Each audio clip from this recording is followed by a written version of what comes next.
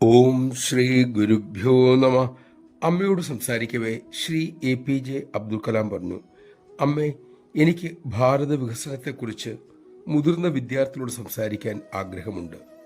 ഈ വർഷം 1,00,000 കുട്ടികളോട് സംവദിക്കണമെന്നാണ് എൻ്റെ പദ്ധതി. അമ്മ നന്ന് എന്ന അർത്ഥത്തിൽ തലയാട്ടി.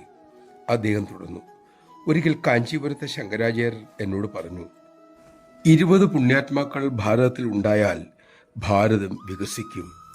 എനിക്ക് അത്രയും പേരെ വിദ്യാർത്ഥികളിൽ നിന്നും ലഭിക്കില്ലേ അമ്മേ?